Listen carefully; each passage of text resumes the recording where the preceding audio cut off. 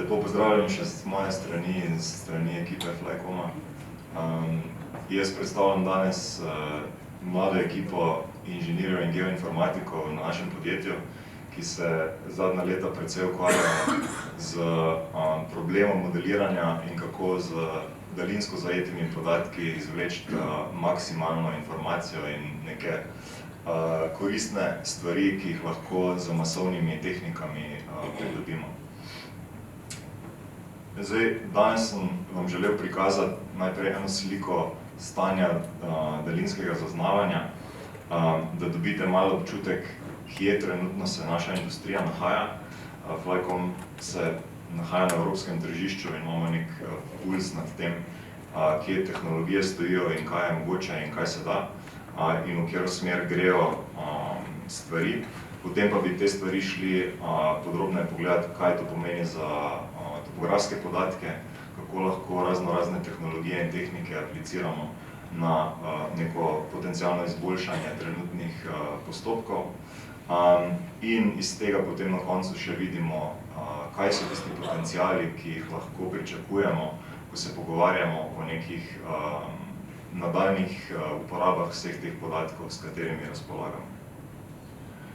Najlažje je to razumeti, da si pogledamo, kako je tehnologija napredovala v zadnjih desetletjih. Včasih, če si pogledamo mogoče te ključne dve tehnologije, fotogrametrija in pa lasersko skeniranje. Zakaj te dve tehnologiji? Eno, zato ker jih GURS sistemsko lahko zagotavlja, drugo pa, ker se bomo mogoče bolj fokusno danes v tej prezentaciji poglobili v topografijo in modeliranje prostora. Vidimo, da je resolucija senzorjev znatno naraščala skozi vsa leta, tako na strani fotogrametričnih kamer, kot tudi na strani laserskih skenerjev.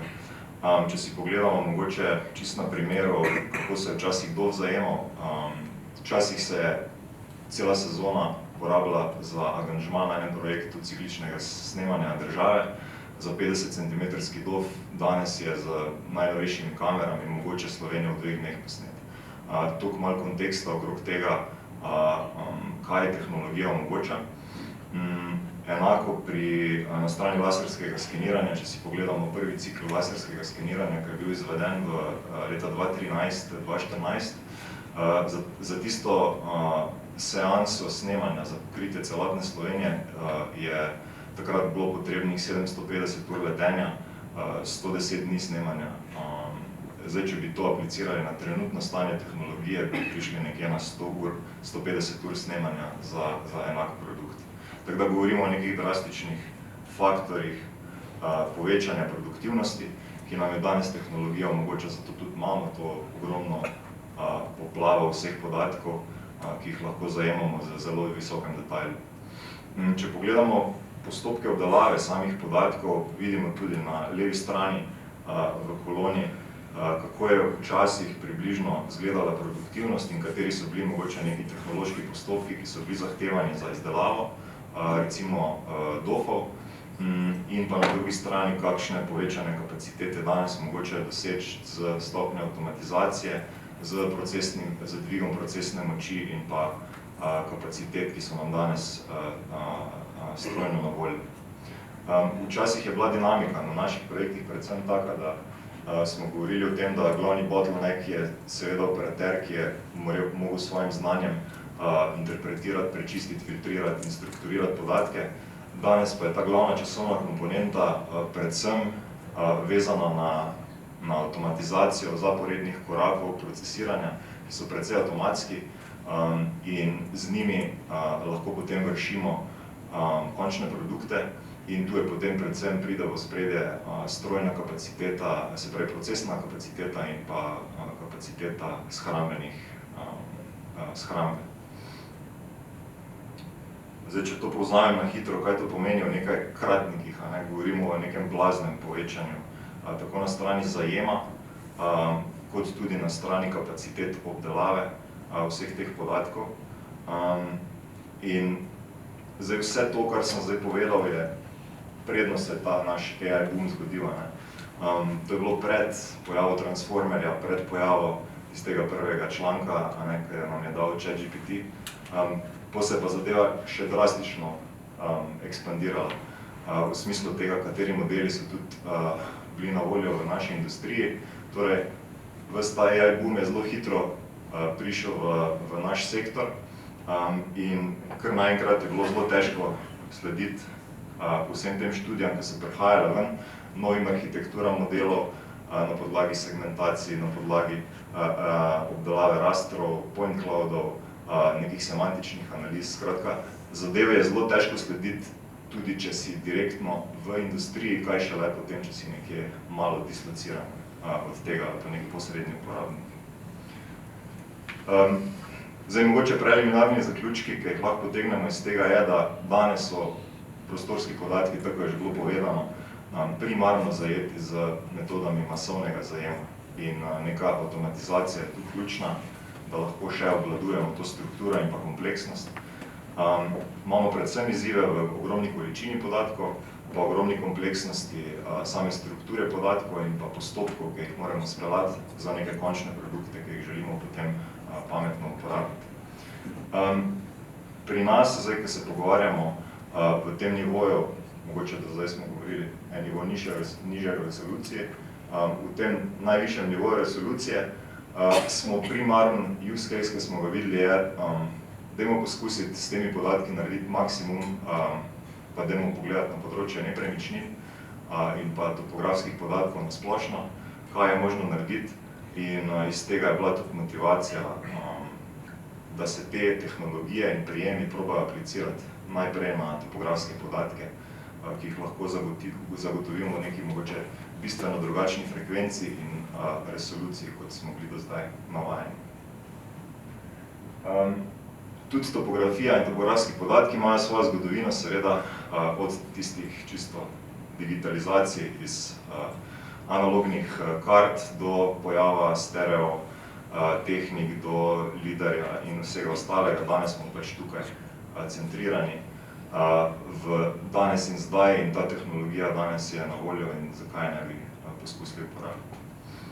Vidimo tudi, opažamo po Evropi, tudi na raznih dogodkih EuroSDR in podobno, da se tudi ostale države zelo angažirajo pri nekem poskusu, kako te stvari čim boljše obvladovati.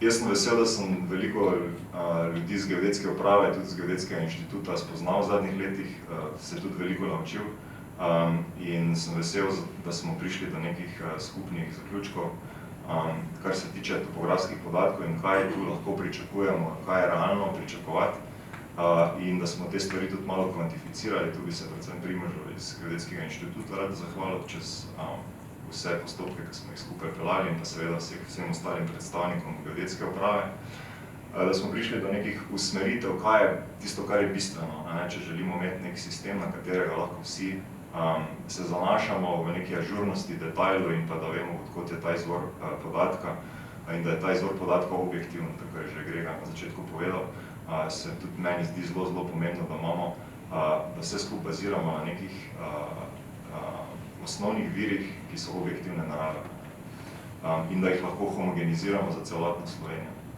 Tako da tu zdaj baziranje na neodvisnih sistemskih virih, to je prva točka.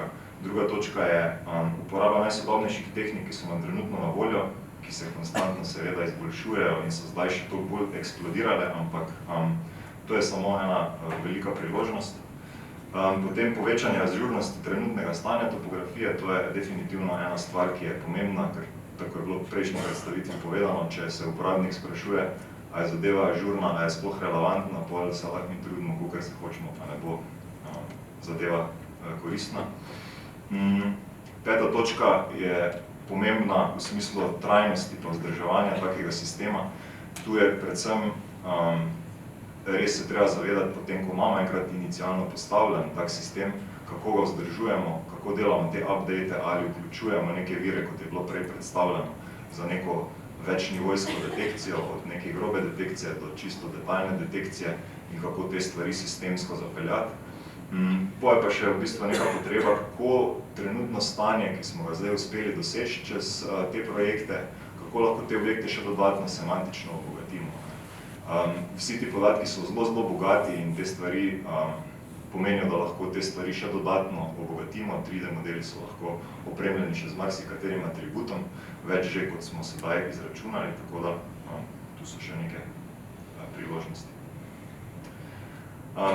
Te projekti so bili, mislim, da že izpostavljeni. Mi smo šli čez vrsto dveh pilotnih projektov. Najprej je bil pilotni projekt osnovnega koncepta, pa potem sama zasnova metodologije, kjer smo pač pogledali, v kakih gabaritih se pogovarjamo, kaj lahko pričakujemo z avtomatskim modeliranjem. Sedaj pa je, kot rečeno, v izvedbi prva tretjina Slovenije za izdelavo 2D modelov stavb in pa 3D modelov stavb. Modalnosti, ki smo jih združili, sta bila fotogrametrija in pa LIDAR z namenom, da iz obeh poberemo najboljše, kar se da, pridemo do nekih zaključkov in pa prave strukture. Zadeva je približno potekala v nekih serijskih korakih, kjer smo vključevali vse vire ali pa kompozite teh virov in aplicirali 2 do 3 modele strojnega učenja, da smo prišli do tistega končnega produkta.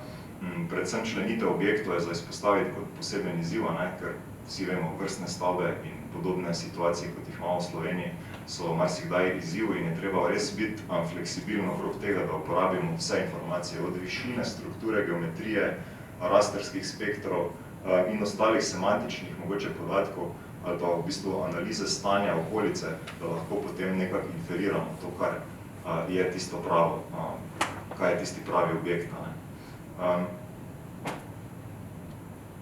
To je trenutni status projekta izdelave prve tretjine teh 3D modelov.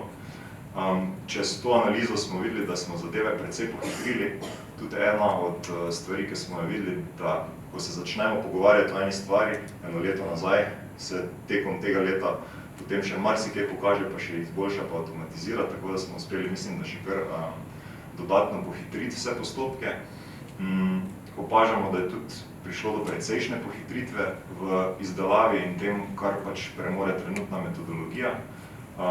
Navedeni so tudi atributi, ki smo jih sposobni avtomatsko preračunati v kar nekem robustnem smislu. Imamo neke standarde in pa dovoljena odstopanja, ki jih imamo tudi podrobno opredeljeno v metodologiji. Nivo detajla stavb se nahaja pa nekje med LOD 2.1 in 2.2. Zdaj, tu smo se prikopali na koncu do tega, kaj so bile zahteve in čemu smo mogli ugoditi za našo metodologijo. Torej, natančnosti za minimalne detajle tvorisa stavb, minimalne dimenzije detajla stavb, strehe, položajna višinska točnost, minimalne površine stavb, ki smo jih obravnavali, in pa minimalne višine stavbe, ki smo jo obravnavali. Rezultati so bili torej 2,5D tvorisi, 3D modeli stavb, izračunani atributi in pa tudi drugi objekti. Smo se pa tekom projekta precej spuščali tudi v druge detekcije, kot se je na primer druga topografija, kjer lahko pač avtomatsko generiramo tudi pokrovnost celotnega področja za precej veliko število razredov. Dodatne aktivnosti, ki so predvsem zanimive, se pravi ta semantična obogatitev, kako lahko modela naučimo, da iz konteksta razumejo, kaj ta objekt je in kakšen odnos ima do drugih objektov in kaj je njegova funkcija. Tako da tu je veliko priložnosti, ki obstajajo že v tem trenutku. In mogoče na koncu čist par zaključkov, do katerih smo trenutno prišli. Mislim, da smo vzpostavili neko razumevanje tudi tekom kar nekaj sestankov na Gursu, ki smo jih imeli, do tega, kaj tehnologija omogoča, kaj je mogoče narediti, ali so rezultati ustrezni ali niso, kje so glavni izzivi. V stavbo bomo zelo težko pogledali, ampak lahko pa zelo veliko vidimo zunaj. Uspešno smo implementirali to avtomatizirano procesno verigo za generiranje geometrij, pa opredelili, kot smo prej omenili, že neke strateške smernice, ki so smiselne pri zasnovi takega sistema, če bi želeli res nek sistem, ki je up to date z trenutno tehnologijo. To je vse lepo in prav in tehnologija in vsi tu pri nas v podjetju smo inženirji po srcu in se zelo hitro spustimo v to, kaj vse se da, ampak tekom teh projektov je postalo zelo jasno, da to je v bistvu manjši procent od celote, bistven procent tega, kako priti do nekih uspešnih rezultatov, je povezovanje pa sodelava in pa definicija in razumevanje procesov, zakaj sploh to potrebujemo in kako lahko te stvari apliciramo v praksi. In tu pač se mi zdi Geosmerinja kot en pomemben forum, da se te stvari nadaljno pogovarjamo in da ja, skupaj izboljšujemo te procese. Z naše strani smo zainteresirani seveda, da se te stvari tudi samo iniciativno angažiramo, ampak tudi zadnje čase vidimo, da se ta dinamika vzpostavlja, da je dejansko neka dvosmerna komunikacija stekla in sem vesel, da se te stvari odvijajo tako kot se. Mogoče moja teza je ta, da na podlagi tega, kar sem povedal, da te topografski podatki lahko služijo kot ena hrbtenica za vse naslednje aplikacije, ki stojijo nad tem gor. Če mi teh podatkov nimamo v tej neki objektivni obliki, izvrednoteni v neki taki, v strukturi formata, ki je koristen in enostavno izmenljiv, potem zelo težko gradimo, ker se nam začne od spodaj nekaj podirati. In zato se mi zdi to zelo pomembna hrbtenica za začetek. Na to pa je možno postaviti marsikaj dodatnega, zato bi mogoče še pogledali par primerov, kaj vse je mogoče še potem narediti na podlagi teh podatkov. Recimo na sredini zgoraj vidimo to interakcijo z 3D meshom, ki je danes čisto realnost in ni nobena takšna stvar, ampak spet v ozadju moramo imeti strukturirane podatke, s katerimi lahko meritve izvajamo. Na zgoraj levi strani vidimo oblik posnetke, še en podatkovni vir, s katerim lahko dodatno semantično obogatimo naše 3D modele. Vidimo stavbo z vseh strani, lahko jo analiziramo v polnem kontekstu in dodamo neke dodatne metrike na to, kar želimo modelirati. Zgoraj desno vidimo potem, kako lahko CTGML modeli izgledajo že v sistemu, kako se jih lahko normalno pogleduje, segmentira na nivoje etaž, pogleda neke modelsko izračunane površine kot nek objektivni vir ali pa kot nek vir za alarmiranje, za neka večja odstopanja. Spodaj pa vidimo dva primera, spodaj je sredina in spodaj levo, kako lahko že strukturirane vire ali pa te podatke, ki jih imamo na voljo, res detaljno danes in enostavno analiziramo, ker danes te algoritmi nas peljejo v to smer, da zadeve poenostavljajo, pohitrujejo in višajo detalj, kar lahko s temi podatki pridobimo. Mogoče še zadnja je tale demonstracija, ki se ne bo pognala. Če lahko jaz tole video probam še vžeti.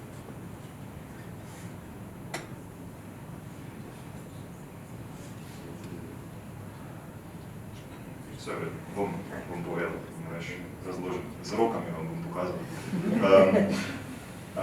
Zadnja demonstracija je v bistvu prostorskih agentov, ki lahko zelo poenostavijo uporabniško izkušnjo tako internim uporabnikom, kot tudi vašim javnim uporabnikom nad podatkovnimi zbirkami, ker vsi se pogovarjamo o tem, kako lahko zdaj zadeve strukturiramo, kako lahko pripeljamo pa vodimo do nekega doprinosa, da bo za uporabnike neka korist in danes pač si moramo priznati, da tehnologije, ki obstajajo, lahko znatno poenostavijo vso to kompleksnost, ki je pod halbo, in lepo je, da je vse skupaj strukturirano, ampak z enim agentom lahko to pošljemo čez bazo in zadeve strukturirano vračamo uporabniku, pa naj naredi razmisleke tudi AI za nas in da od tega imamo neko korist.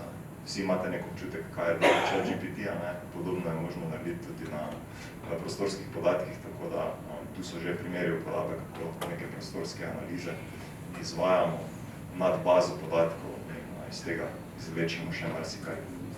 Tako da, to je to z moje strani, upam, da bo sprožilo par enih iskrc v glavi, pa da se začne to neko povezovanje, ker se mi zdi, da se ta sektor res odpira in vas vabim k sodelovanju še naprej. Hvala.